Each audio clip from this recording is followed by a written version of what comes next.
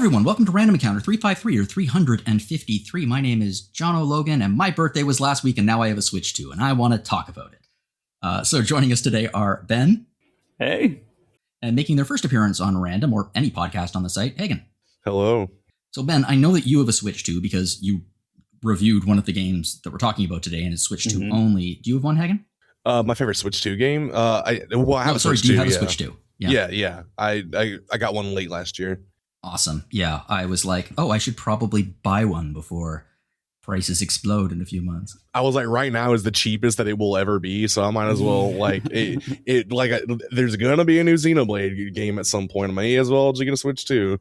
Lo and behold. Yeah, I'm a pretty big fan of it. It performs, but the fact it's not a potato is just my favorite thing about it. It actually it runs a game, and I'm like, oh my god, this is like playing a game. Yeah, the improvement to like Switch 1 games is like, I think still maybe the best. If you have a lot of Switch 1 games, it's still like the reason to own it. Though now I think at this point, like a year after release, it finally has like enough of a exclusive library to also justify it. So it has some good games on it.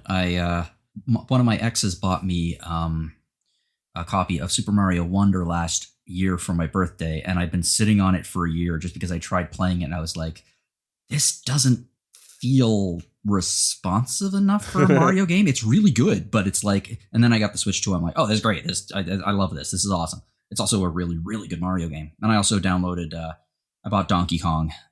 So that is my next, because I understand it's made by the same team that made Odyssey, and I love Odyssey, and I could go for that. Yeah, Hagen and I are big fans of Yoshi and the Mysterious Book. Oh, dude, what a game!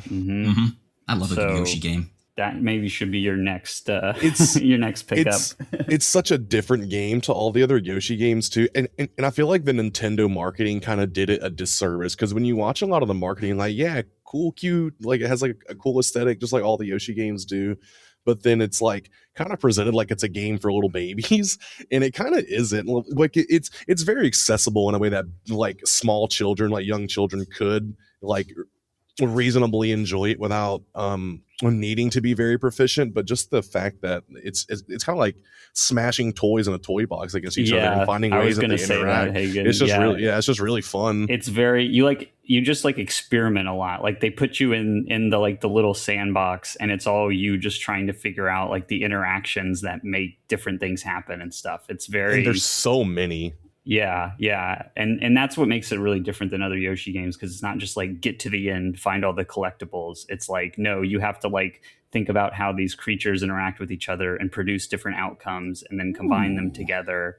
I like the sound of this. Yeah, it's really good. I also bought the entirety of the D-brand Switch 2 accessories, because I also have a Kill Switch 2. Yeah, the Kill Switch 2 improves the ergonomics so much, it's crazy. It really does. Also, the screen has I have better scratch resistant than the screen of the Switch 2, and like it has that little plastic layer on top of it, right? Yeah, and mine's already scratched just from putting it in the dock.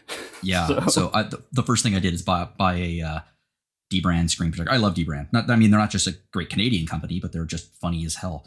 I just learned that they were a Canadian company just now. Yeah, they're Canadian.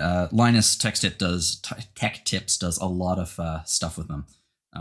That's how I know them. So whenever I buy a screen protector for pretty much anything, it's usually from them, because their screen protectors are so easy to apply.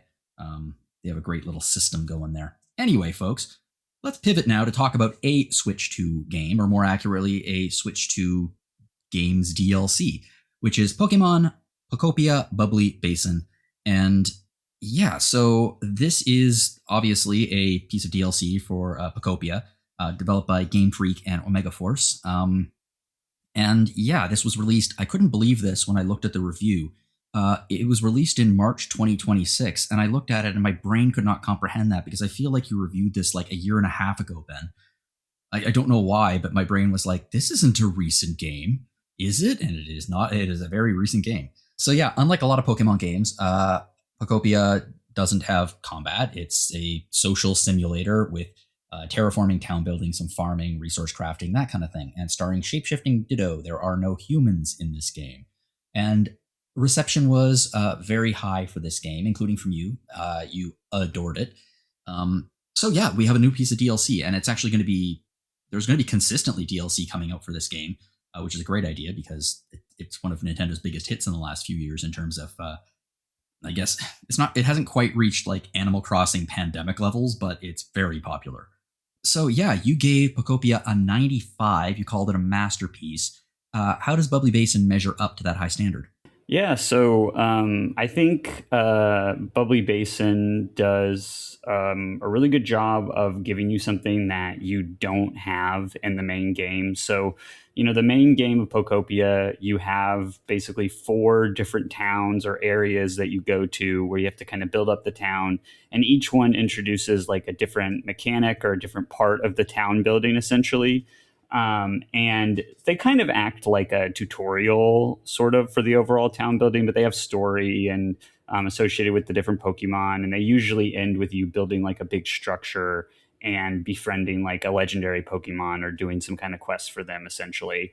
And then there's also a Pallet Town, which is like the bigger kind of sandbox area that doesn't really have any story associated with it, but it's more of a blank slate for you to kind of build up whatever you want to do, which is more like, like your Animal Crossing style town where you can decorate it however you want. You have kind of free reign to do whatever you want. Not that you can't do that in the other towns, but they're more built around these specific ideas and mechanics, whereas that one is kind of free form and open. And what Bubbly Basin does is it just introduces an entirely new environment type that you don't see in the main game, which is an underwater environment. And that I think is really cool because, one of the things that the main game kind of did struggle with is that Pokemon inhabit all of the different environments that you can possibly have. Right. And the main game didn't really represent every single possible environment that effectively, right? And so you had a lot of water Pokemon, but they were almost all like water Pokemon who primarily exist on land because the game didn't really have a great way of like representing, fish style Pokemon or Pokemon like that. In particular, like you had Gyarados is one of the Pokemon you can get in the final area, and he just kind of like floats around. And I mean, technically Gyarados is like a flying type, so like you can make that justification, but like, really a lot of these Pokemon you would expect to see in a water environment.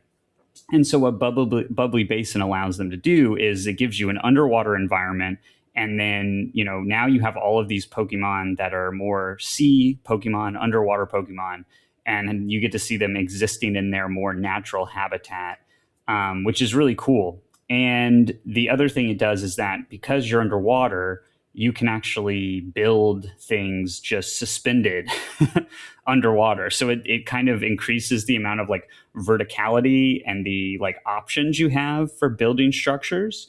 And that's another really cool thing that this DLC introduces. And then, it does all the typical stuff. So like there's new furniture recipes, there's new decoration recipes, there's new story content here. And all that, but and new outfits and all that kind of stuff that you would expect from one of the areas in the main game. But it really is a totally unique environment that didn't exist in the game prior. So that is kind of what makes it unique and interesting, and it does a really good job of like setting the stage for what to expect from the next DLCs, because each DLC is going to add a new area just like this one. And I think if they can do something unique and interesting with the environment like they did here, then, the expansion pass will be well worth it once all the DLC releases. Yeah, you mentioned the story content. Something that intrigued me when you mentioned Pokopia, when I talked to you about it the first time, was there's almost let's call it a Bethesda Fallout style system of like finding diaries about how the apocalypse happened. So I'm curious if this is a spoiler, don't tell me exactly what it is, but does this area correspond to any place that we would know in Pokemon games? Yes. Okay. It does. And bad things happened? Yeah, I mean, well, I would say Pokopia is like a post-apocalyptic game, technically, right? And all the humans are gone, and at the end of the story, you find out like why that happened or what is the explanation for that, which does kind of have some darker undertones, but the way that it's presented is more in like a lighter tone for the most part because it's meant to be a more approachable game. I think if you spend a lot of time thinking about the implications of what's happened, then it becomes a little bit more dark and foreboding. But the game definitely doesn't linger on those things. And something that's kind of interesting about the story content in Bubbly Basin is that the way that this is structured, so you actually access this area from one of the areas in the main game called Bleak Beach. And so you have the initial starting area, and then once you're done with the starting area in the main game, you have the choice between two different areas, and one of those areas is Bleak Beach. So it's actually kind of positioned in the middle of the game. And so Bubbly Basin, it doesn't necessarily expect that you've completed the story before you would access it. So if you were to buy the game now and buy the DLC with it, you could just like access Bubbly Basin halfway through the game, and then it would slot, very well into that playthrough. So it doesn't expect that you already have the knowledge of like the ending or anything, which I think is a good approach because then now any player can experience it and like it's not kind of stuck off on its own.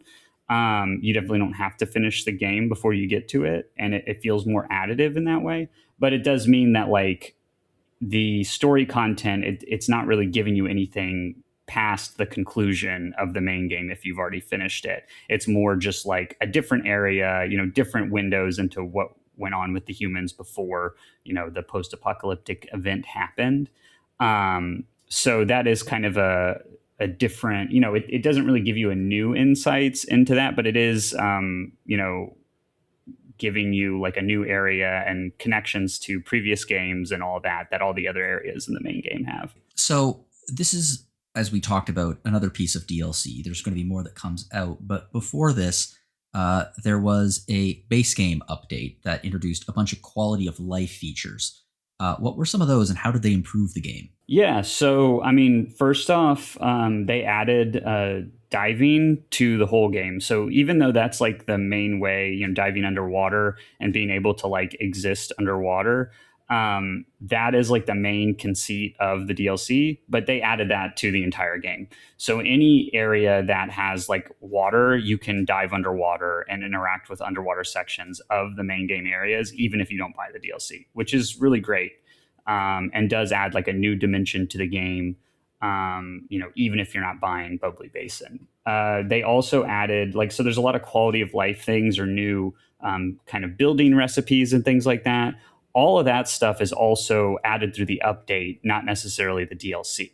So a lot of new building materials. In particular, they added this building block called buoyant blocks, which are what allow you to build. You can basically build a foundation underwater that you can then place structures on top of. So it allows you to build like any structure underwater.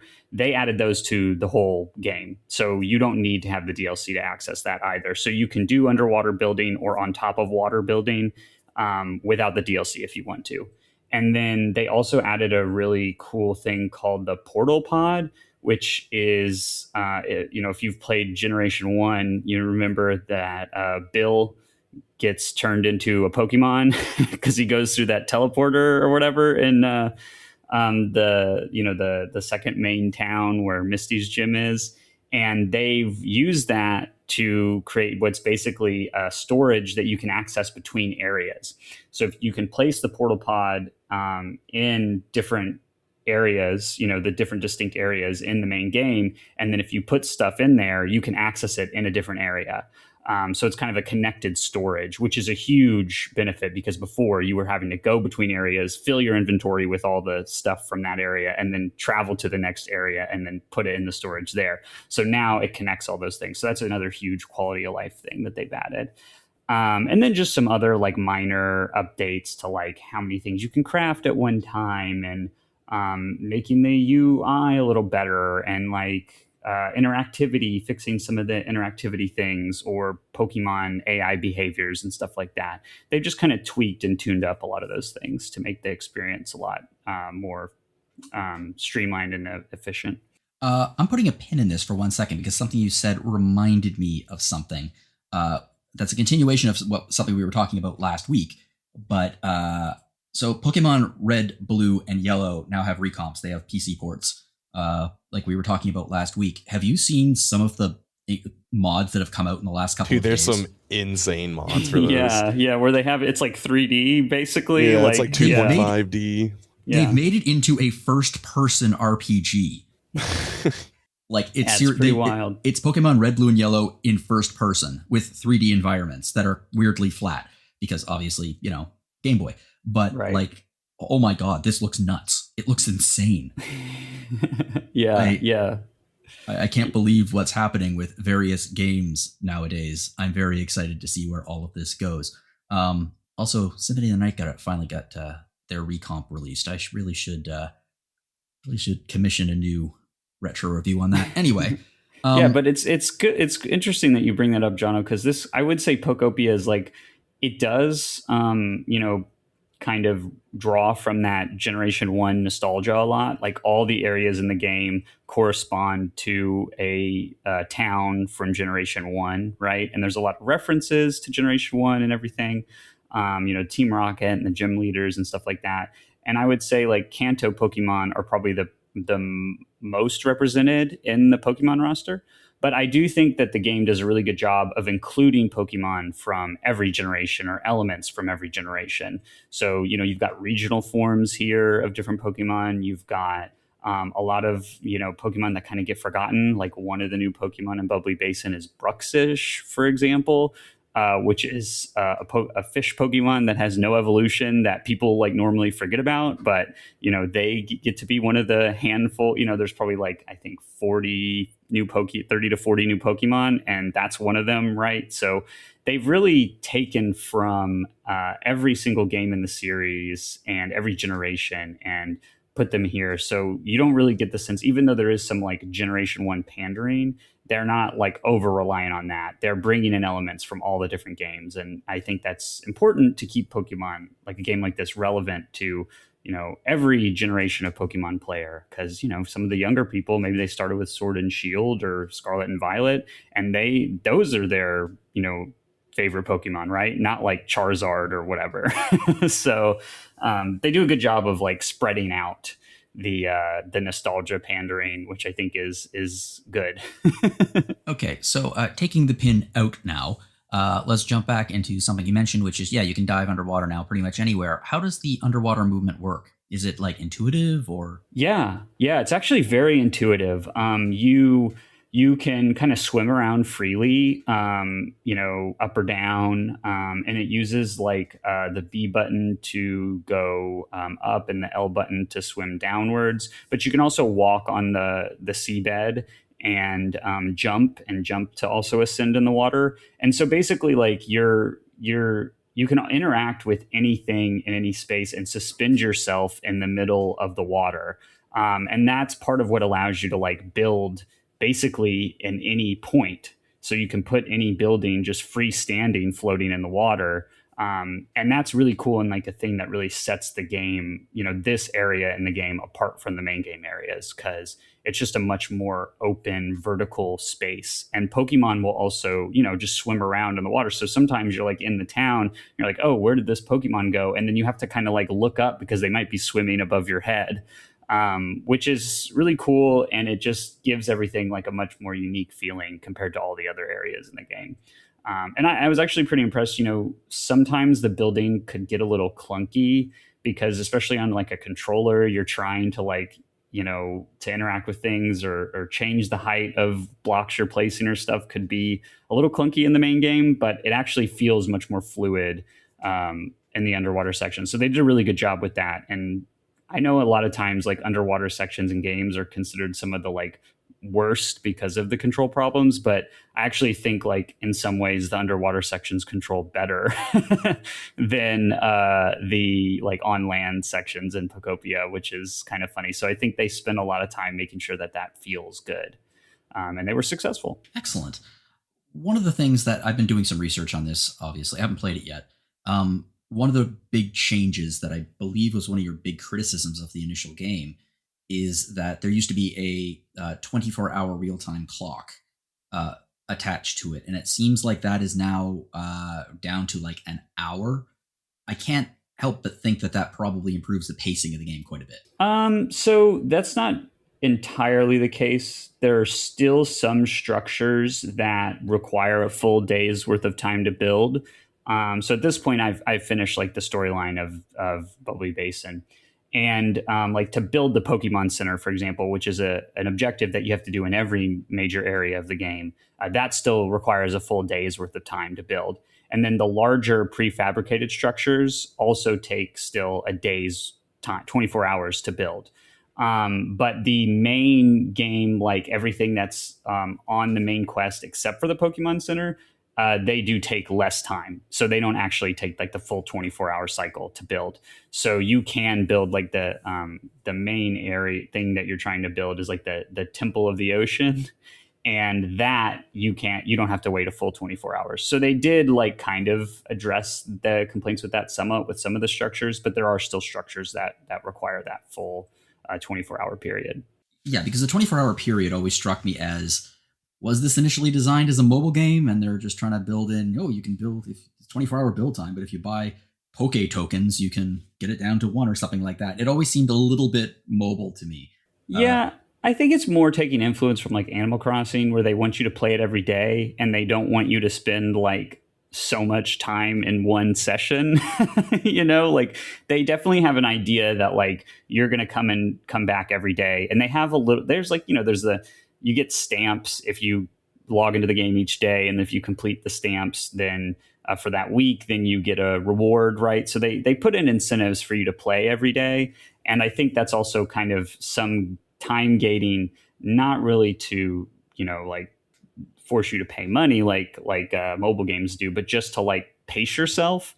But that is one thing I think Pokopia does better than Animal Crossing is you never hit like a wall where there's nothing to do that day and that you have to come back the next day. There's always something you can do because the building is more free form. You can always build new habitats to attract more Pokemon to the location, stuff like that. Pretty cool, because that was like always my big issue with the Animal Crossing games was like it, especially when you first start up a game, it's like you only have like 1 or 2 things to do, and it's either you go into your system settings and like tool with the clock to have more stuff to do, or you just have to like, hey, I just bought this new game and now I can't even do anything until the next day. Mm-hmm. Yeah, and that Pokopia definitely kind of prevents that. And you have that area, the sandbox kind of area I was talking about earlier. That's actually accessible from the beginning of the game. So that doesn't have a lot of time gating because it doesn't really have story associated with it. So you can just kind of free build or do whatever you want there, even if you can't progress the main story. So it does kind of address that big complaint that a lot of people have with Animal Crossing. I find that the gameplay loop interruption that is put into place because of things like build timers, that sort of thing. It really does interfere with the ability to get into a flow state for a game, which is one of my favorite things. I haven't been able to do it lately. I don't know why, but like when you're just playing a game and you're like totally in it, it's being told, no, you can't do that thing that you want to do because 24 hours hasn't passed can just knock you right out of that. Yeah, but I do think Pokopia does a good job of giving you enough things to do because it's pulling so much, from Dragon Quest Builders in particular. Like that game, also has some like gating structure related to the story and everything, right? But you always can build, you can always do quests, there's always something to do. And Pokopia maintains that largely. So even if you can't progress the main story because you've hit one of those roadblocks, there's always still like 20 other things that you can do. So it never really runs into that Animal Crossing problem. Nice. You mentioned there's a whole bunch of new Pokemon. I believe there's 50 of them. Yeah, I think there's about 50. Yeah. So, and the Pokemon in this game, one of the neat things about them is very different personalities, skills, abilities. Mm-hmm. How much fun was it to find them? Oh yeah, it's a lot of fun. They really get creative with like the habitats you have to build for different Pokemon, and some of them are pretty complex habitats where you have to like go around and find these undersea treasures to actually put in the habitat to attract those Pokemon. So they really got creative with this one. with this DLC to like kind of make it a little more interesting, you know, the different types of habitats. And the Pokemon personalities, I think, are a big deal. There is a little bit of recycling with the personalities, but that was a major criticism of Animal Crossing New Horizons, is that you really only had like a handful of personality types, and a lot of the villagers felt the same because of that. And in Pokopia, even though there's like 200 plus Pokemon, they feel all like there's a lot more uniqueness or individuality with each Pokemon. Like there is some repeated personality types, like Pokemon that are a little more robotic. We'll kind of speak in a more robotic tone, and there's like a handful of Pokemon that are like that, or a handful of Pokemon that are more, really overconfident and like macho, like the fighting types, for example. So you see a little bit of repeated personality type, but they usually incorporate some of their unique traits into that personality type for each individual Pokemon. And there's some really good interactions here. Like I had an interaction between like Sharpedo and Crawdaunt, which are both Generation 3 Pokemon. They're both dark and water types, and they're very like aggressive. And they were like standing off against each other, like they were going to fight. And Crawdaunt was like, "Oh, I'm gonna get you with my pincers. They can like crush anything." And then Sharpedo's like, "I'm gonna get you with my fangs. They can, cut through anything." And then they're like, kind of speaking to themselves under their breath, and like, "Oh, I don't know, this other guy, he's pretty strong." And then they decide like not to fight because of that. So they're like all bark and no bite. A nuclear deterrence. Yeah. And so there's some pretty unique like interactions like that are funny and charming. And the game is just really good at delivering those kind of interactions between the Pokemon that don't even really require your intervention, but that you can just kind of observe, and that makes the world feel very alive. This DLC does a good job of incorporating the new Pokemon and their specific traits into that social simulation. Cool. The thing is that this is just one piece of DLC. There are 2 other big chunks of DLC that are coming. We don't quite know when, but part 2 apparently isn't going to have a new town. It's just going to have new friends and add some flair to your surroundings with new furniture. No new town will be introduced in part 2, but then in part 3, a new town is going to be there to explore and rebuild. So this is adding a considerable amount of content to the main game. Would you say it's worth purchasing the DLC? Yeah, I mean, I think that is kind of the big question for this, because they're only selling it as a season pass. They're not selling these DLCs individually. So right now at $35, like Bubbly Basin on its own, especially since a lot of the like quality of life content is actually just added through the free update, I don't know if I would say it's worth $35 right now. But I think that by the conclusion of the season, when all the content is out, it'll definitely be worth it, because you'll have 2 major new areas. That's about half of the content that was the story content that was in the main game. And, Bubbly Basin is a very unique environment that's different than anything that's in the base game.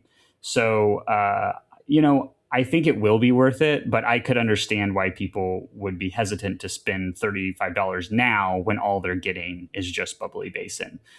So it may make more sense for a lot of people to wait till the next, till the final DLC is out that has the other area, and then I think it'll definitely be worth it. I think that's what I'll do, is like to wait to play the whole game until all the DLC's out. Yeah, and I think that is a good approach. Like I said, they kind of incorporate at least Bubbly Basin is incorporated into the main game naturally. So you could play it just through your normal progression of the main game, and it wouldn't feel out of place. So I think it makes a lot of sense for people to do that. That's my favorite kind of DLC. I've never really liked the kind of DLC that takes place post game and just like is completely separated. It's almost like it's a mini sequel essentially. I really like when DLC is incorporated into the main game in a way that if you didn't know it was DLC, you just accept it naturally as part of the base game.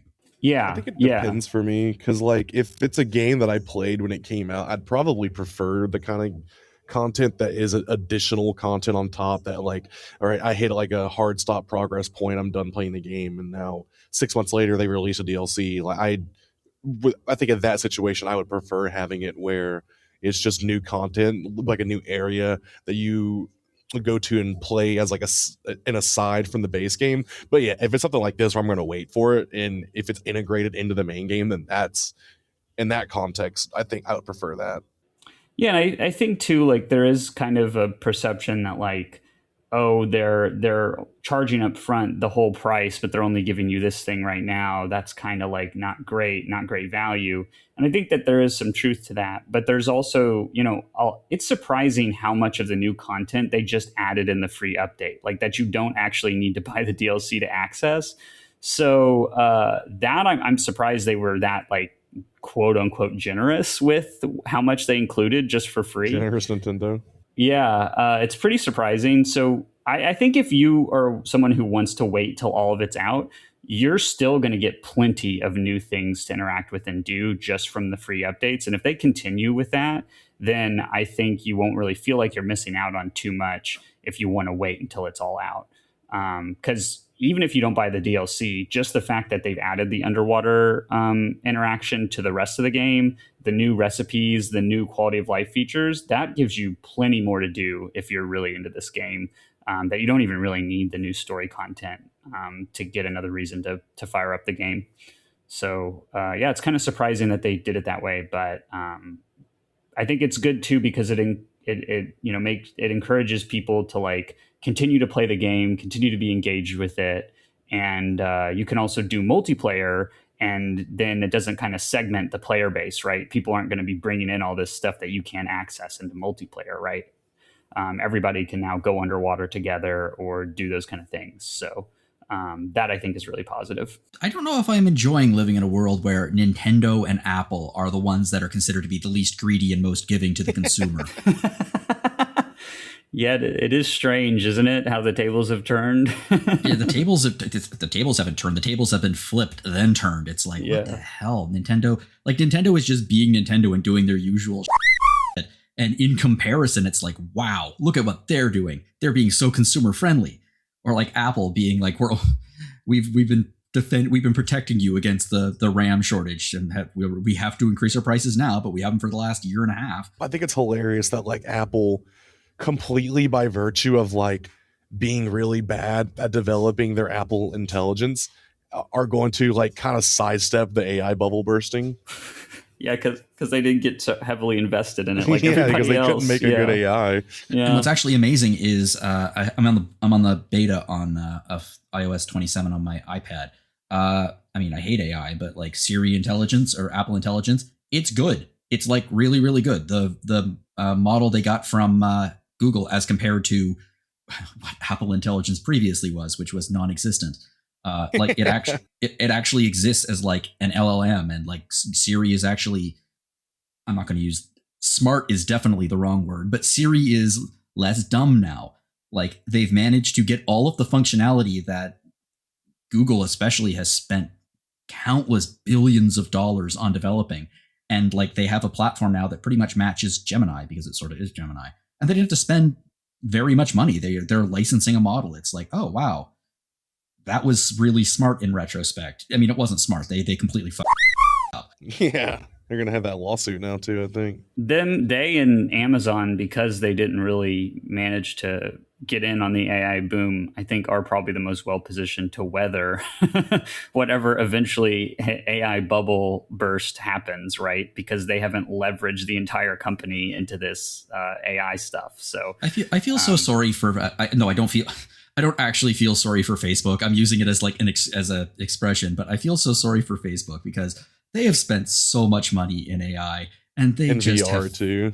Oh, and the metaverse and all that crap. Yeah, they just suck at it so bad. They do social networking, and that's what they don't even do it very well anymore. And that's what they do. And they keep trying to expand, and poor Zuck just keeps falling on his face, but they have so much money. They have an infinite amount of money, so they can't actually fail. It is crazy how much money like they can just burn through because they just sell your data, and they make so much money from doing that. Mm-hmm. I know. It's too big to fail, so they have an infinite number of tries to up. It's great. And I don't mean it's great in a good way. It's great in like a, wow, this is hilarious kind of way. They have the captive audience of boomers, that's not going to go anywhere else. So, yeah. I mean, they must be pissed that, AI has become AI slop has basically become their entire platform, and annoyingly to them, they could have been the ones to actually have made it AI slop, and they didn't. It's made elsewhere now. That's got to be irritating to them. Well, I think that they don't really care as long as people are like using the site, right? Like they kind of, either way they win. Like if you're posting AI slop that you got from somewhere else onto Facebook, they're still making money off that. So they don't, they're still selling your data. Right. Couldn't happen to a nicer bunch of people. Anyway, let's move on now to a remake, actually, which is going to be an interesting conversation because, Hagen, you have very strong opinions about remakes, which we will get into a little bit later. So this is Gothic 1 Remake. So the original Gothic was released in 2001. 2001. It was developed by a European studio, and it developed a cult classic reputation for survival RPG mechanics and for 2001 an open world setting, an open world setting by the standards of 2001, shall we say. So this is a full-on remake of that game developed in Unreal Engine 5, and it is a very, very faithful remake. It takes the original's nonlinear story and expands the worlds very slightly. The maps are a little bit bigger. There are some new side quests, but for the most part, this still is the original game, just in a much more accessible package for gamers today, I guess. So, Hagen, as a self-described scrutinizing fan who still prefers the three-decade-old game in many respects, how did you enjoy this? I mean, obviously you enjoyed it. You can look at the review online. You very much enjoyed it. But how did you enjoy this? So, originally when they announced this thing was back when Piranha Bytes was still around, like the original developers, and they launched this like really odd demo that honestly it was pretty terrible. Like it had so many issues that I think they just completely scrapped it. And then by the time Piranha Bytes went under, another studio had taken it over. And this studio is made up of people who have worked as modders on the game for a long time. So I kind of went into it with the expectation that, okay, this one might have something to it because it's made by people who actually like revere the game, not just like a studio lead who says that they like the game and then some rank and file developers. So I kind of went into it a little more anticipatory than I do a lot of other remakes, but at the same time kind of like, okay, well, I'm also a true fan, so let's like not to do like the one true Scotsman thing, but it's like, you know, like let's see like how much are these people actually fans. And then, you know, from the outset it kind of felt like I was just playing Gothic 1, like from the moment that you get thrown into the prison colony and you're doing the intro. It had been like 15 plus years since I'd played the original, but it kind of just felt like I had, in a way, just restarted playing the original for a while. The thing about the Gothic remake that I think really where it started to divulge was when you reach the more open area. Because you start in like this little a linear mine area, and there's there's a few branching paths that you can walk out on and find, you know, like a sword to kickstart your adventure, a bow, torches and things like that. But for the most part, you're on a straight line until you reach the open area, and that's when you start really engaging with the combat, which is probably the biggest divergence, I think, from the original, at least on the outset. Because in the original, it's very floaty. You can kind of like run around, kite enemies, cheese them a lot more. And what I really liked to the approach that they took here, and it was the first instance of me like running into like a change, right? Was that they kind of made it more methodical. Like, I don't want to say it's Souls-ish, but you're locked into an animation when you're doing an attack, which the enemies can also punish you for. Well, I felt like the combat actually ended up being a little more challenging.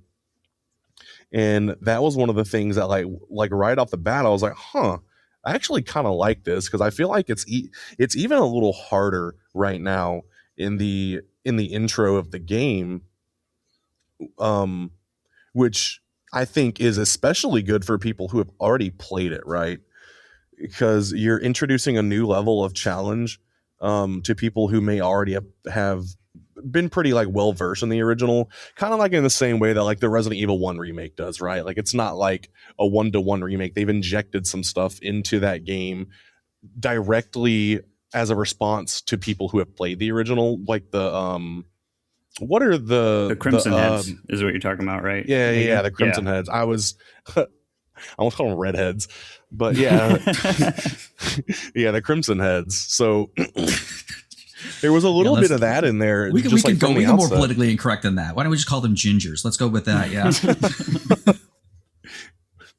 I didn't know what else to call them. I was like, okay. But yeah, I mean, you get in and, you know, aside from that small detail, well, it's not small, it's like one of the biggest details, but it just felt like I was like back, you know, like 15 plus years ago playing Gothic 1 in a lot of ways for the first time, because it had been so long since I played it, but like very familiar at the exact same time. And I feel like that's something I don't really get from a lot of remakes, because it feels like this thing was made for to appeal to new people. So it's got like the updated modern visuals with the Unreal Engine 5, which I feel like normally when games are remade in Unreal Engine 5, they lose a lot of their essence when I don't think it's necessarily an engine limitation as much as it is a limitation of the developer's understanding of the engine, because I've seen some crazy things that people have done with Unreal Engine 5 where that does not look like an Unreal Engine 5, but there's way more games that you can look at it and you can tell, oh, that's an Unreal Engine 5 game, right? And this game, I think it suits that kind of aesthetic, because the original was very dark, it was very grim, it was a lot of brown, a lot of gray, but that suited the tone of the game, and I think that they've communicated that very well through the visuals, in addition to the way that they preserved a lot of the gameplay. It seems to me that they took much more of let's say a Black Mesa approach to the remake rather than let's say Final Fantasy VII approach to the remake. This is very much like Black Mesa for me, same idea, which is, you know, Black Mesa was made by fans that revered Half-Life. And because of that, you ended up with a game that was basically still Half-Life, just felt a little bit more modern. Whereas this sounds like a very similar experience. Yes, and in a lot of ways it is, because I played Black Mesa a while ago too, and I have my own critiques of Black Mesa, but I think ultimately, yes, a lot of it is designed in a way where it's meant to be very faithful, where it makes sense to be faithful, and they don't really alter things so much as they expand upon. Well, in the Gothic remake, they did make a few changes, and I think that those are mostly better, but in Black Mesa, it's a great way to compare it to, because in Black Mesa it's pretty 1-to-1 until you get to Zen, which has been completely redone, which I think to mixed effect, because not to get like off topic, but Zen, I think in Black Mesa has like the opposite problem of the original, where it's like in the original it kind of felt like very rushed and short and kind of a little out of place, where it's like in Black Mesa it's like way too long. It's almost like it felt like Zen and Black Mesa went on forever, and I never really felt like there was anything like that in this game with the new content, because they didn't add too much.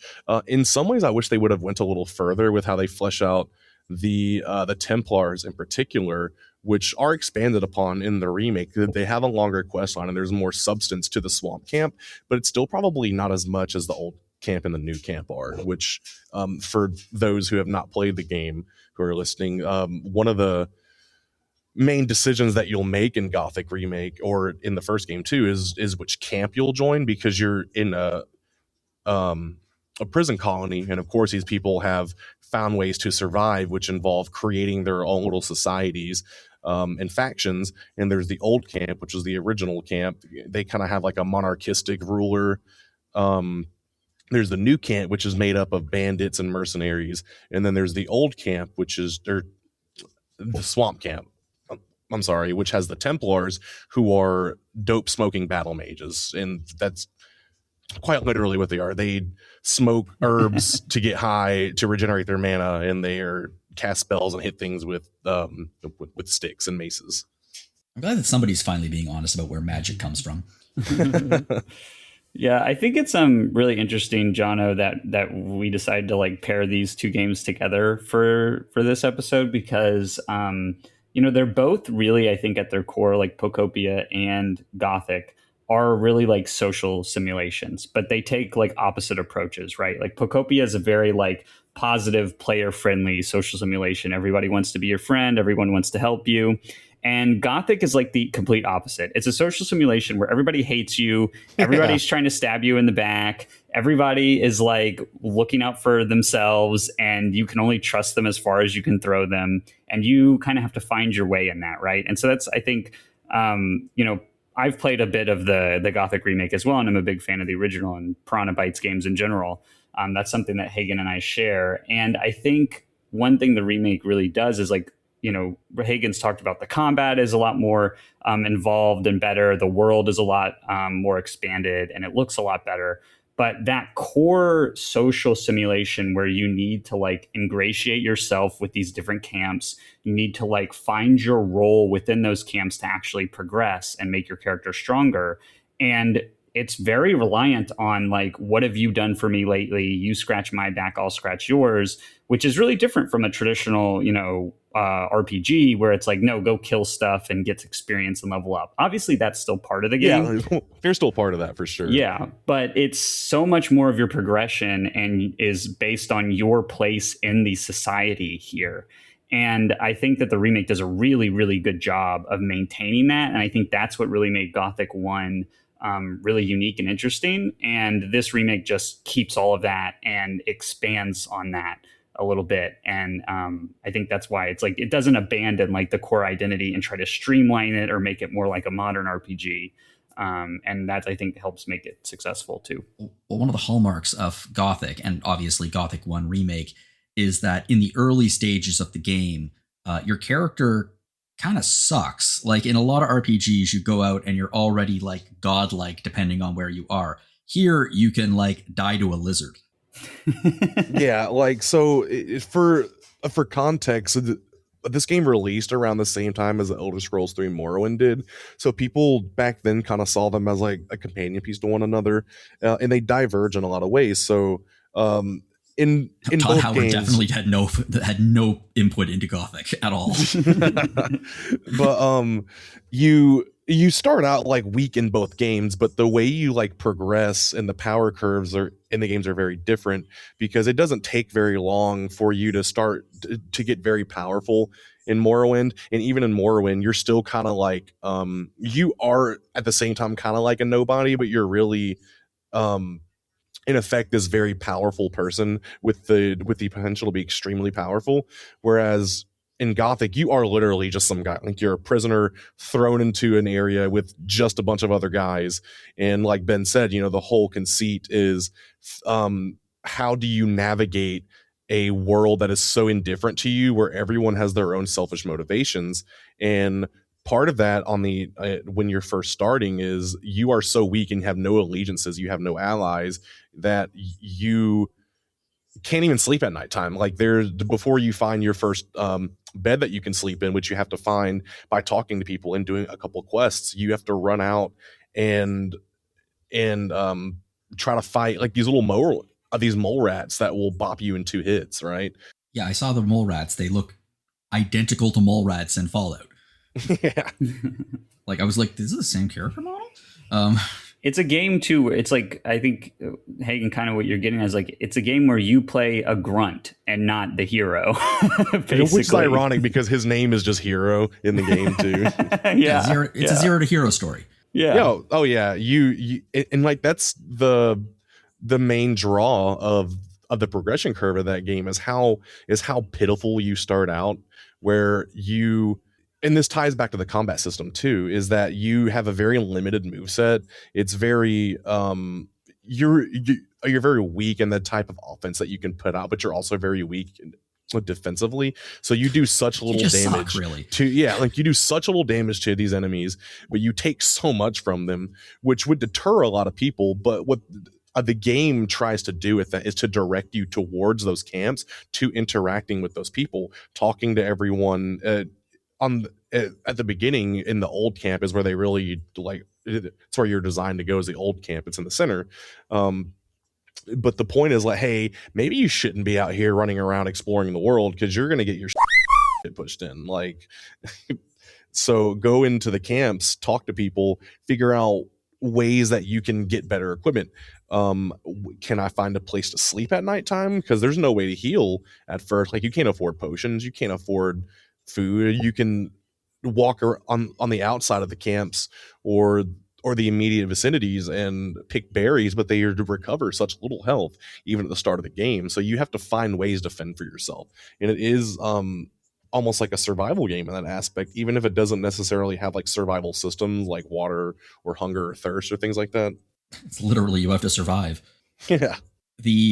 And there are other ways that it goes into play. Like the game, it's funny how we talk about quality of life features, because let's talk maps, for example. In this game, you don't have a map off the start. You have to learn the layout of the areas. Then eventually you can find physical maps, but they are literally physical maps. There's no map markers. And I guess from the perspective of a quality of life, you could say, oh, well, if the remake had like mapping and like you could see where you are on the map, yeah, I guess that's a quality of life feature, but it also runs contrary to the design of the game.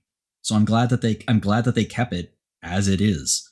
Yes, because I think what happens in a lot of modern games in general, not just RPGs, but even just like regular like Grand Theft Autos and open world games, is people get so accustomed to like breadcrumbs or like the lines on the map that guide, like a GPS systems that take you where you're supposed to go. Yeah, that they don't get an actual lay of the land that they're engaging with. It's like if you live in a city and you constantly navigate with your GPS, you're far less likely to absorb the directions of where you're going so that you can make that drive without having to use the tool than you are if you had never used it or minimize your usage to begin with. And that's something that you're kind of forced to do in Gothic Remake. And it helps that it's not a massive world. Like it has a good scale. It feels big, it feels lived in, but it's not this sprawling map like a Morrowind or a Skyrim. It's much more self-contained, but you know, even after a couple hours, you get pretty familiar with where things are.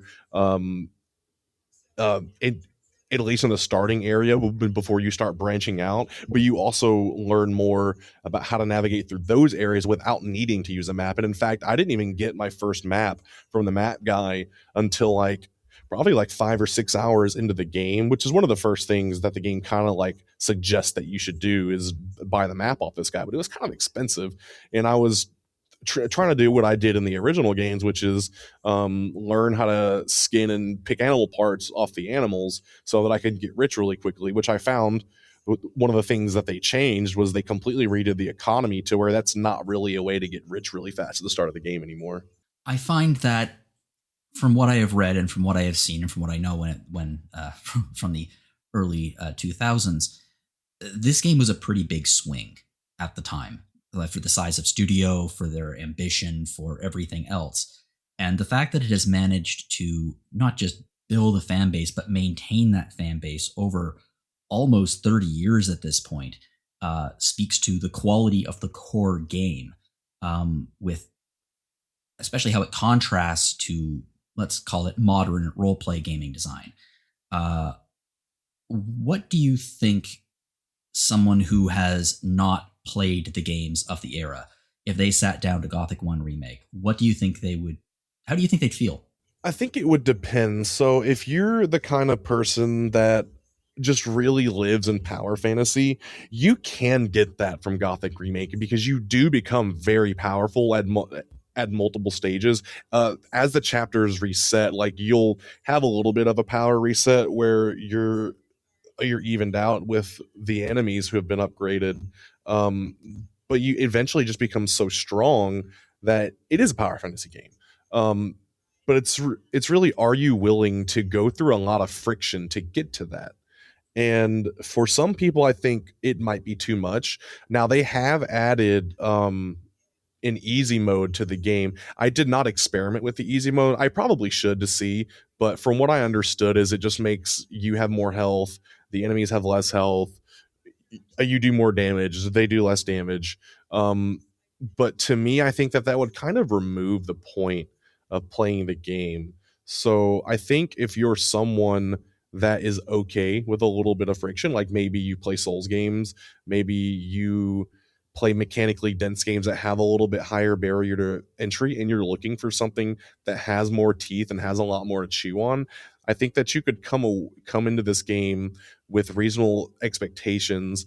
And if you just persevere through the first few hours, even if they're very difficult, but to you, I think that there's a lot there for that person.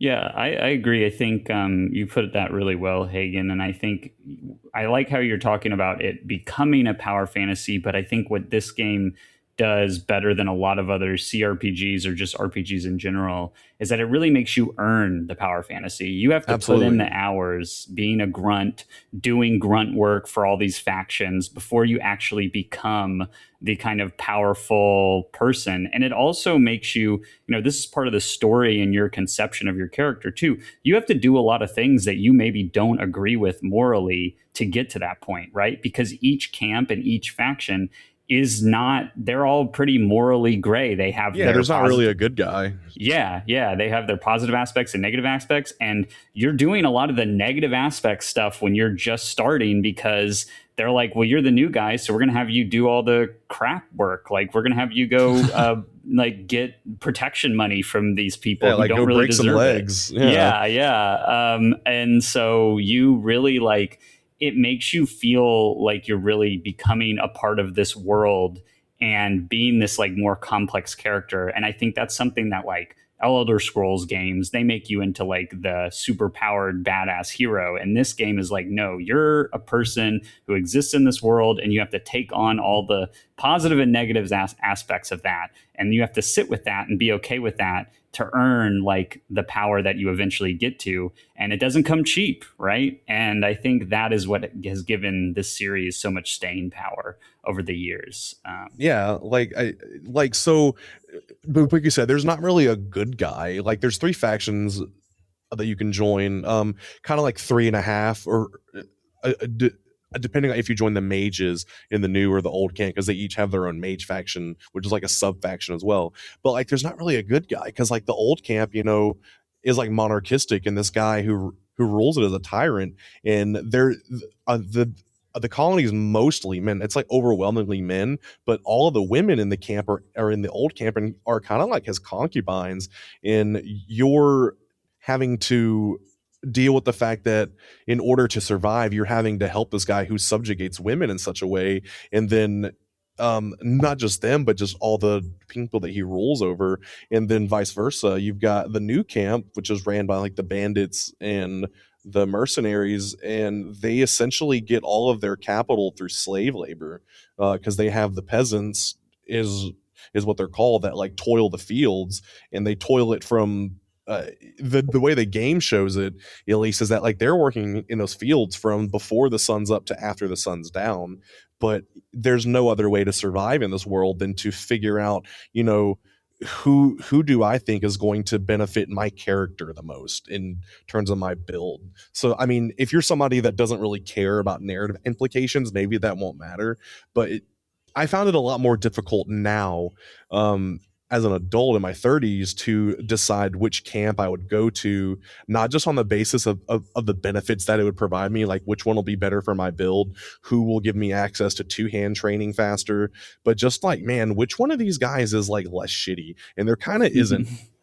There kind of isn't one. So yeah. I love the idea that the game is more challenging now because you have a fully developed morality system as compared to when you first played it. And like maybe that's silly to some people because it's not. It makes sense. It does, but I think that some people might look at that and be like, "Oh, it's just a video game, dude. Like I'm only here for the mechanical things and the aspect of playing the game." But like being immersed in that world for me, like made it like a moral dilemma. Is like, which faction will I go to? And ultimately, I relented on the old camp specifically just because they would train me in two-handing faster. And man, when you unlock two-handing and you can start doing like actual attacks that aren't super slow with a two-hand weapon, you get like jolts of power where you feel a lot more powerful, and that happens multiple times over the course of the game, and even more so in the remake now because of how they've done the training for combat. So you actually get new combos, and when you level up your proficiency in one-hand weapons or two-hand weapons or whatever, you move faster. You can chain your attacks to do a lot of damage. It just feels really good. But you had to compromise your morality to get there, right? And like, yeah, absolutely. And that's kind of like, this game doesn't really have a upfront morality system like some games try to. Yeah, like there's to no put meter in. that says that, oh, you're being the bad guy. Oh, you made a good choice. Like there's nothing working behind the scenes. The only one judging you is yourself. What it is. Yeah, exactly. It just is what it is. But because like you're saying, Hagen, the game is so immersive that it feels more impactful, the kind of morality and compromising your morality to get ahead in this game than I think any game with an actual morality system has ever achieved. Which makes sense because like you're in a colony full of criminals, and like they're and like the game deals with this too, where there's people who shouldn't be there, who actually didn't do anything wrong, but like most of these people have done terrible things outside of the colony, and now you're lumped in with terrible people who are doing what they have to do to survive, which involves like making allegiances and factions, but at the same time a lot of them are just kind of out for themselves too. Let's move on now to the discussion question, which I think, Hagen, I really actually look forward to your answer on this one, based on what we just talked about. So it's going to be real simple.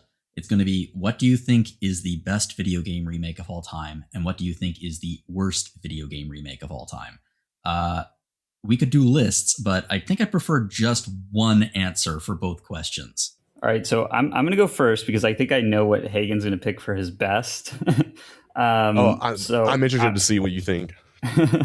So I'm going to pick something different that I know he won't pick. So mine for best is Romancing Saga 2: Revenge of the Seven, which came out a couple of years ago, which is a remake. And we're out. Okay, ladies and gentlemen, thank you. Go to the store. Jono hates Saga, Hagen, so much. Yeah. But the reason why I think it's like one of the best remakes is that it maintains everything unique about the original game, the kind of unique nonlinear story setup, the generational system where you play successive generations of a ruler, and then your characters kind of inherit the abilities of the previous generation, and the kingdom building aspect where you build up your facilities and your kingdom over time to then get powerful enough to then beat the 7 heroes who are the villains in the game, and kind of complete the game. And it does all of that, but it makes, the original game had a lot of things that were very vague and not really made intelligible to the player. And that can make the game really frustrating at times. And so the game doesn't really make anything easier. It just actually shows you the information that the original didn't. And so it allows you to have like more agency and control over your planning and what you're going to do, in a way that doesn't really affect the actual friction or overall experience of the game. And then the move to a 3D environment really allows them to increase the sense of scale and that sort of thing with the game. So the environments feel more unique. You get the sense of the world that feels a lot more realistic than the 2D sprites were able to convey.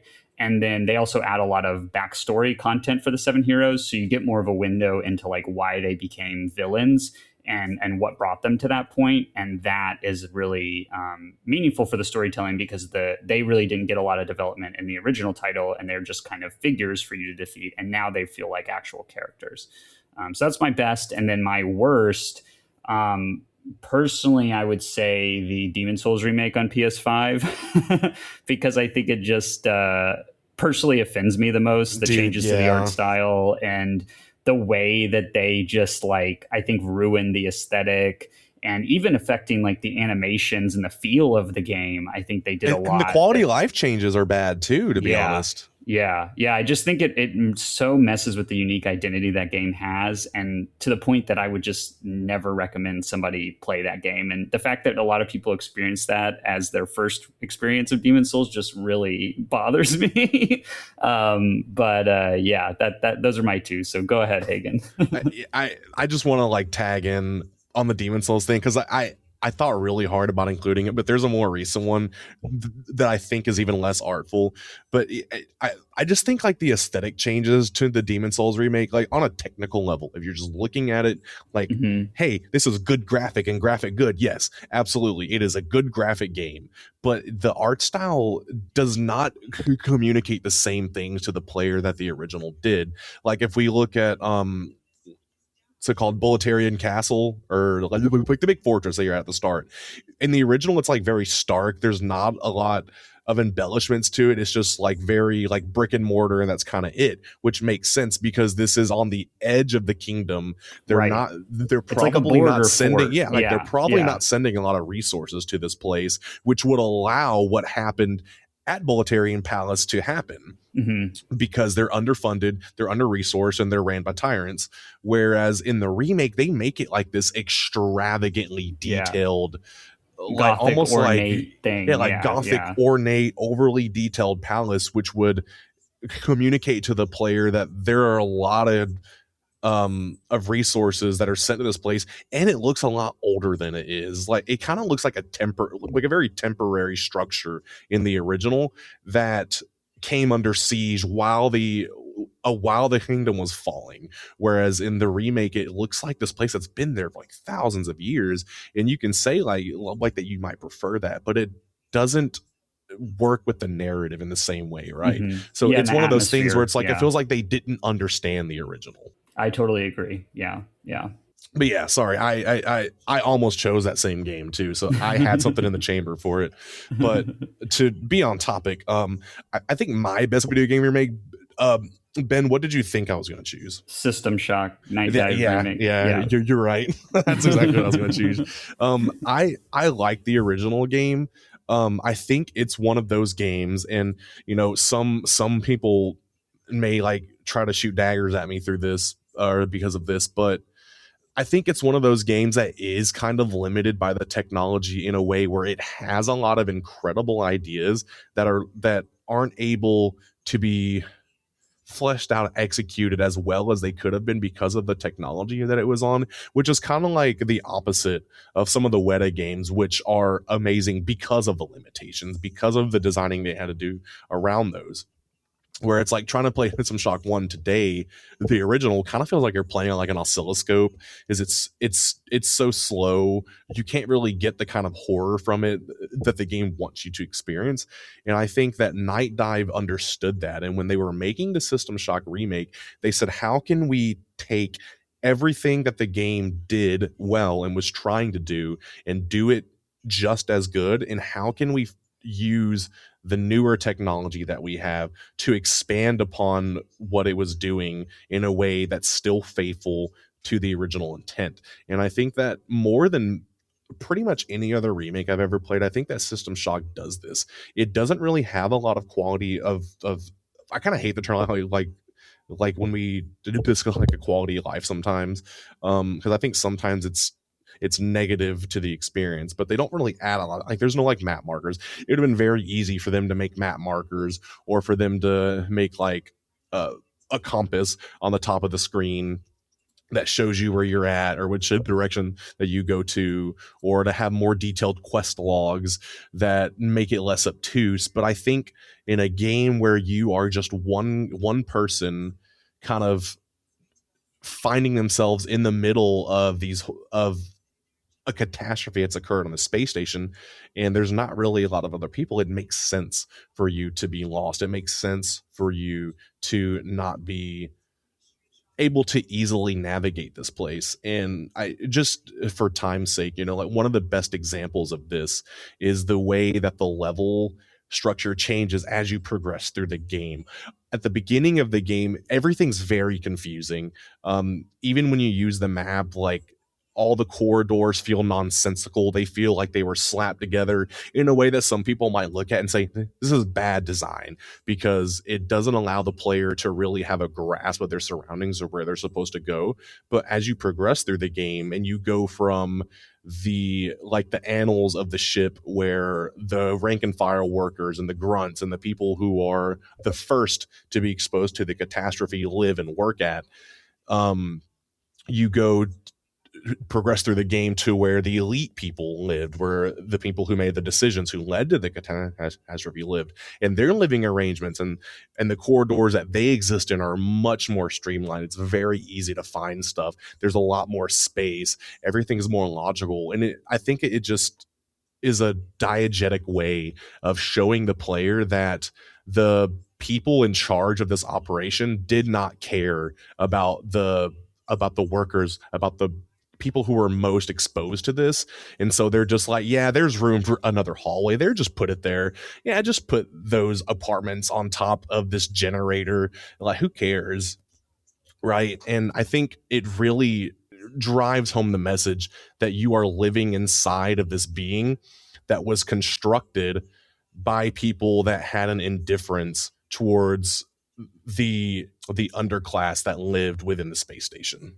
And that's like its own horror. Mm-hmm. Yeah, it's like a Snowpiercer kind of thing, right? Like the back of the train is like cattle cars almost, and then the front of the train is like the luxury, cars or whatever. Yeah, right? They're spacious. They're nice. There's like room to exist in. You're not like crammed in with everyone else. Where it's like where the regular people on the space station live and work is like a rat's nest.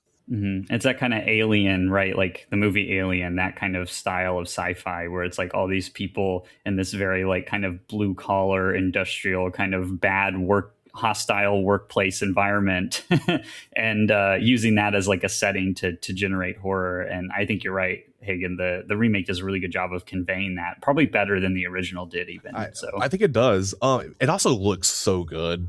Like I don't know what engine they use. It's probably Unreal Engine 4 game, but they've done like it's hard to describe. They have a proprietary engine actually that they use. Yeah, that's right, because they use it to make their remasters and stuff. Well, regardless, like it's not like the most like cutting edge looking game. Like but it looks good. Like the visuals are very pleasing, and I kind of like that, to keep that retro feel to it. If you look really close at any of the textures in the game, they're like pixelated in a way that's reminiscent of the original, just at like a macro scale. It's colorful. It's a great looking game. And I mean, if you've never played the original, I still don't want to say it replaces the original, because I don't think that any game should replace the work that inspired it.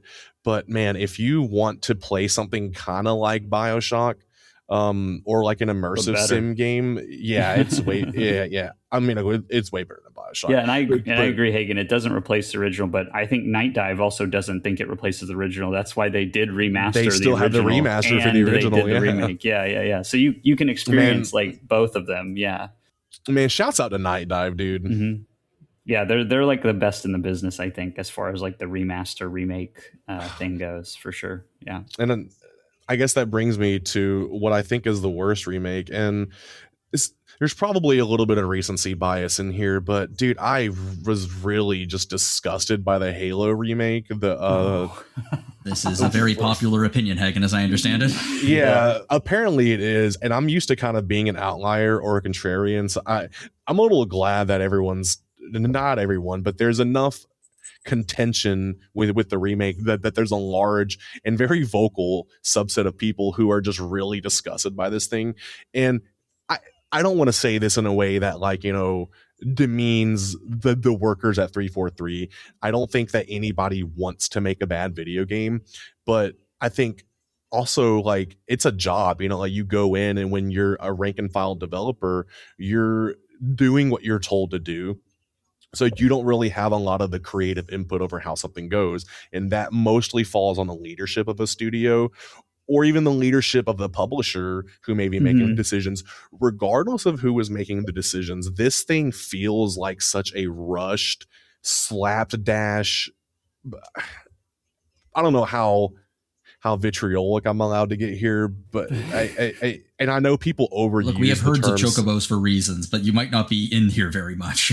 like people overuse the term slot, but I think it really does apply to the Halo remake because it kind of just feels, looks, and plays like something like a group of teenage boys who are doing like game development as a side thing, like make one afternoon to show that like, hey, we made What If Halo was made in 2030 to show their classmates. It looks like a Hire This Man game or whatever, right? Yeah, like straight up. Like like Ocarina of Time and Unreal Engine 4 kind of stuff, right? Like it's so ugly. It like and I think that this is kind of an extension of the direction that 343, now known as Halo Studios, but I will never call them that the same way that I will never call X or that I'll never call Twitter X.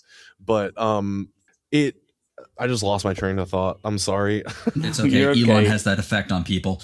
No, and I think I saw recently on Twitter that somebody was talking about how they like posted a clip of the Halo remake, and they were like, there's stuff about this that just feels like it was made with AI, like it's nonsensical, the framing and all this stuff. And then one of the developers who worked on it and was like, I think on the art team or whatever, just replied to that emoji, with the like zipped mouth emoji. And it's like, oh, well, okay. That kind of tells you what you need to know, right? Like, that's what I was about to say before I got mind blocked by Elon.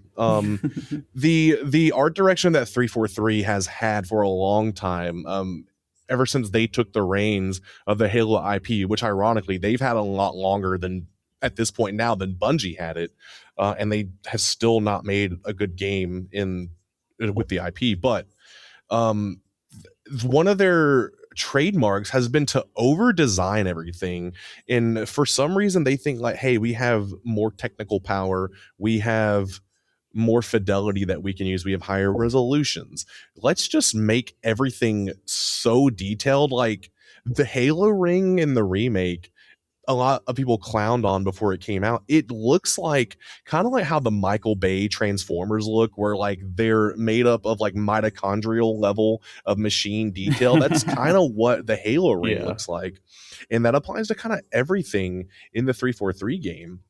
And like you said, yes, a lot of it, I don't want to say definitively that the game was made with AI, because that would be litigious if we don't have that proof of that. But I will say it feels like AI was used in making this game, especially in the cutscenes.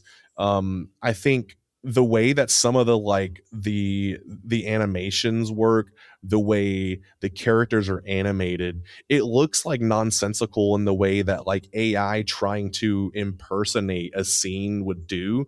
Like, I think the most famous one so far is one of the prequel missions where the Master Chief and Sergeant Johnson walk in, and I don't remember which prophet it was. I'm not huge into the Halo lore, but it's one of the prophets, and he's like, for whatever reason, introducing the alien races like they're being added to a Smash Brothers roster, and they're kind of just like standing there like raising their hands like, and here we have the Sangili, and here we have I don't remember what the grunts and the jackals are called, but he called them by their actual name, not the name that the Marines say. Right, and they're just like standing there, and then they get into a firefight in the way, and they start like dodging like nothing and shooting their guns at the Master Chief. It just looks so goofy, and it just looks like something that was made.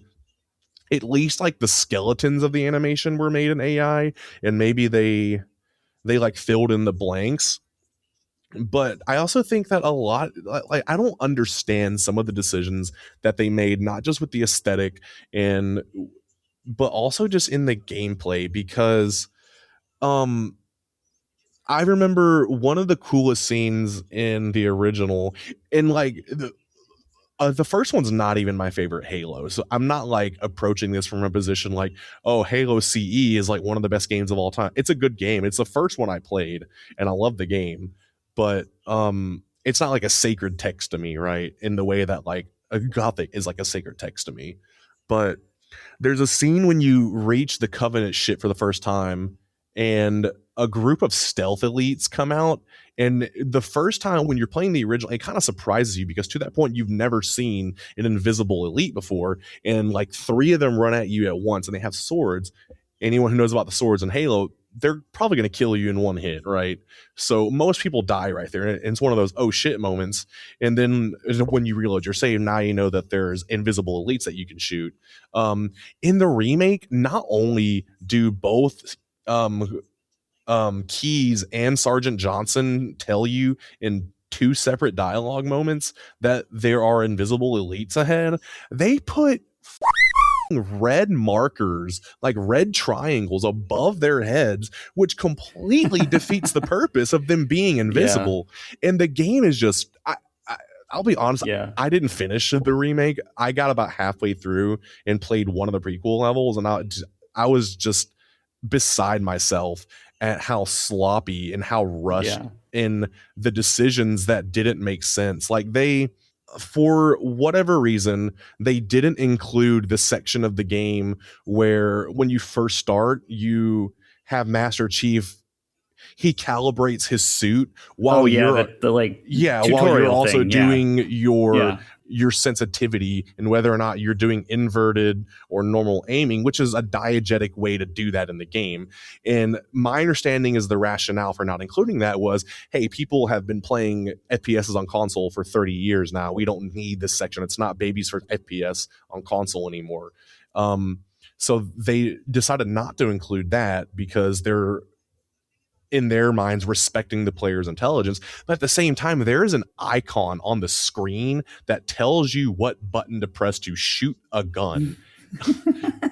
Yeah, so it's like it takes something that was immersive and diegetic, and then it just like plasters it on the screen as like a UI element instead. And it's like, well, that's actually more insulting to the player than the diegetic tutorial was, right? Like, dude, and there's a lot of other problems. Like I feel like the AI, it uses the Reach engine with the Unreal Engine on top of it for the visuals, but the Reach engine had pretty good AI, and I feel like the AI is a significant downgrade, not just from in Halo Reach, but also just Halo campaign or Combat Evolved. God, I almost said the actual name.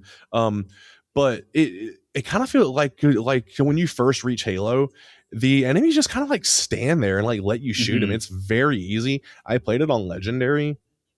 And it kind of felt like I was just shooting a fish in a barrel. And I actually went back to the Master Chief Collection to play the anniversary remake in that one with the original visuals, but the enemies were a lot more intelligent and responsive. They're better when there's a lot of cover, but when there's not a lot of cover around them, they kind of just stand there and let you shoot them. And I could go on and on about it. Like I posted my review of this on Backlogged, and I've seen the term death by 1,000 cuts used for this remake, and I don't think it's death by 1,000 cuts as much as it is just like obliterating the player with the like, we suck at making games orbital laser. Yeah. See, here's my perspective on that, and I think I have some personal experience, not necessarily with games, but like when I was an actor in my 20s and 30s, there would be occasions where I would get cast in a show that I loved and I knew very, very well. And you'd sit down for like the very first rehearsal and the director would lay out their vision and you could feel the energy in the room just go, oh no, as every actor in the room is like, this person has completely missed the point. And we are going to be stuck in a room with them for the next month and you a just half. have to do it, right? And you have to do it because that's your job. And I feel sorry because I bet some of the devs who worked on this game like grew up playing it.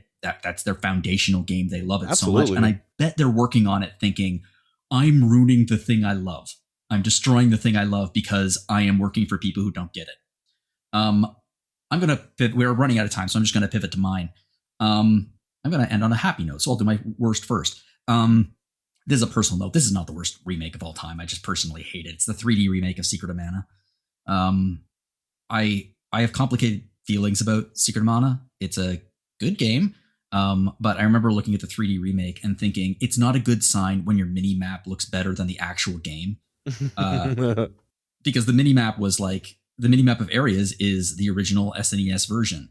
And I was like, that looks great. Why am I doing this on, It just looked weird and awkward and bad, and it just felt incredibly unnecessary, like completely missing the point. So I'm really glad that has been. I don't think most people know it exists anymore, and that's just the way it should be. My favorite remake is probably more of a reimagining. I just really like Metroid Zero Mission. I think it's a great game. I wouldn't exactly call it a remake of the original Metroid, even though it takes place in the same time period. It's very much a reimagining. In terms of pure remake, I think the greatest remake ever made is the original Resident Evil. Yeah, that's one of mine for sure too. Yeah, because it's very good. It's a great remake of a already great game, and it looks amazing. Actually, I couldn't believe it. I was looking at the It's still one of the timelines. best looking games ever made. Mm-hmm. I was looking at the timelines, and I was like, how is this made 6 years after the original? Yeah, and it's such a good, like, and Hagen was talking about this earlier, but it's like, it's a remake made in mind with people who have already played the original, and it's like built off of your perceptions of the original. So it's not like going in intending to replace the original. It's like, no, this is like, you really, to get the most out of that game, need to play the original and then play the remake. And like, that gives you really the full experience, I think. And The context, yeah. yeah, and that is like respectful of the original too, to do it that way rather than just try to make like a prettier version of the original game. What are the lizard guys called? Are those the BOWs? Oh, the hunters? They're like giant green guys. The hunters. They're hunters, yeah. Yeah. So I'll send you this clip when we're done here. But I have a clip of my friend playing that because he played the original and like years ago, and then played the remake, and he was like streaming it with us, and he was like freaking out because he went in this area and he's like, oh my god, this is not the PS1 version, and then he turns a corner and there's one of the hunters right there, and he fucking screams. It's so good. I think that the Resident Evil remake and the original Resident Evil are very reflective of the time we're currently in and why it seems like time has stopped passing. It's because in that era from the late 90s to, let's say, the 2010s, technology, video games, everything was moving so fast with constant improvement every single year. Like, especially that 6 years apart, that's from now to the pandemic. And what's amazing about that, it wasn't just the graphics though. It was the entire presentation. It was the gameplay. It was just the frigging acting in Resident Evil remake. It's everything advanced so fast in 6 years, and it feels like now nothing has advanced in upwards of 10.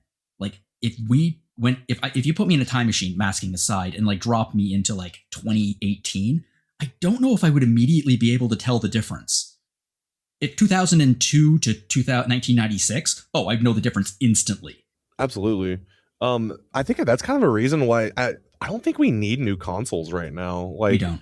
Like if they come out with the PS6, like, yeah, it'll be able to run games at better frames, I guess. But it's like the graphical leaps.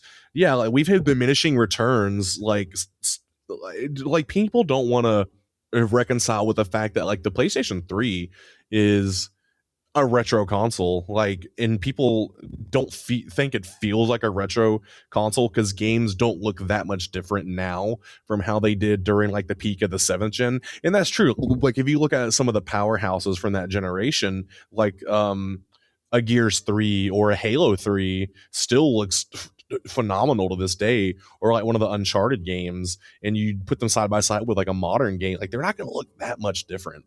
No, they're not. Okay, folks, I got to close this out. So if you are looking for a way to support us here at RPG Fan, we have opened a store. You can find it at www.rpgfan.com/shop. Lots of things on there, mugs, t-shirts, everything you could possibly want that has our branding right on it. So check that out. Another way to support us is to check out our podcast. You are currently listening to Random Encounter. Last week, Ben, we were talking about a particular favorite series of yours, a video game, board game series, I might say.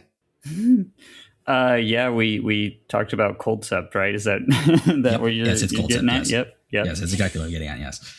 We talked about Coldcept Begins, and we also talked about the unofficial Legend of Zelda Twilight Princess PC port, Dusklight, which is kind of amazing. We also have Retro Encounter, and last week was the second part of their Zelda tier list. What made the top spot? You need to listen to find out, so no hints, Ben. You were on the episode. Were you happy with what made the top spot? Yeah. I was pretty happy. I think, that is probably a controversial tier list that we put together, but I'm generally pretty happy with how it turned out. So, and I think we had a lot more agreement, I think, between the four of us on the panel than I expected. But I don't know that the audience maybe will have the same agreement that we had. But yeah, it was really fun to do, and definitely give it a listen. I guess we'll find out. And also, you can listen to Rhythm Encounter, which is still on hiatus, but again, there are almost 200 episodes released, so if you want to listen to some fantastic RPG music, check those out. If you'd like to get in contact with us here at Random Encounter, you can fire us off a message at podcast@rpgfan.com. I would love to hear from you. If you have any ideas for future episodes, discussion questions, anything you want to share, fire me off a message. If you'd like to send me a message directly, you can do so at my email, jlogan@rpgfan.com, or you can find me and add me at johnologan.bluesky.social. I'm not the only person on here with an online presence. Ben, where can we find you? Yeah, you can email me at benloganlove@gmail.com. Love that name. And Hagen? Yeah, you can find me on Twitter at Hayes Redux. Cool. Twitter. X Twitter, yes. Oh, God. Yeah. Okay. Sorry. Elon made me lose my place again. If you enjoyed this podcast, please share it with your friends. Help us get the word out there, and you can rate us on iTunes or your other podcast player of choice. Ben, Hagen, thank you for joining me today. Hagen, thank you for coming on for the first time. I hope you had a good time. Absolutely. It's been a great time. Awesome. And to everybody out there, whatever you are playing, have fun.